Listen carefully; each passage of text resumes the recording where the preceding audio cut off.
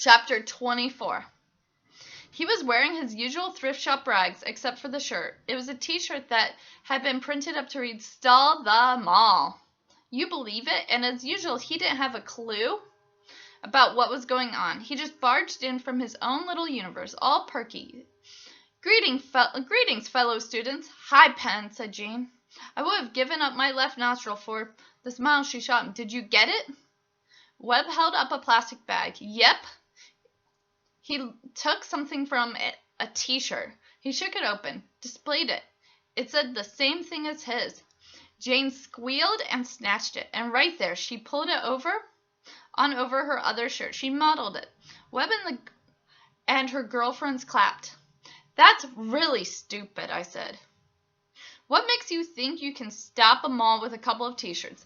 "Not just a couple," said Webb. "We're going to try to get everybody in school to wear one. Everybody in town." I laughed. "You're crazier than I thought if you think all these kids are going to wear that thing. Whoever heard of trying to stop a mall? Anybody who doesn't want a mall is—" I wasn't sure what the other word meant, but Jane had used it on me, and it felt right. "Obnoxious." "Well," he said, "somebody in your own family is joining in. Abby has one." I poked him in his skinny, sunken chest. I kept poking him backward till he was against the wall. "You let my family out of this. If I ever catch you doing this stuff around my house, I'll have your butt for breakfast. And stay away from my sister, you hear? She's little, so she doesn't know any better." I gave him a final poke. "Understand?" I had him nailed to the wall with one finger. Behind me I could hear kids rushing over. Whispers of fight mixed with the music. I was waiting for an answer when Jane reached in and pulled my finger away. Anybody else, I would have clubbed them. "Want to dance, Pen?" she said.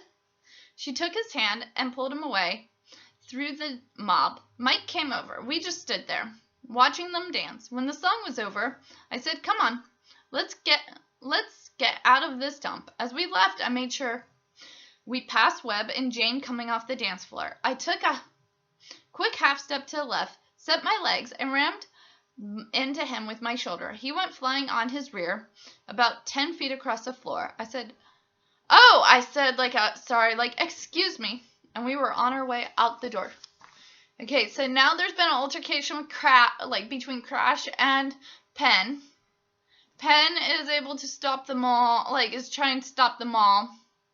Crash doesn't like that because Pen is hanging out with his little sister, and also because Crash wants to help his mom, who's a real estate agent for some stores in the mall that's going to be built. So it's kind of interesting to see where this goes.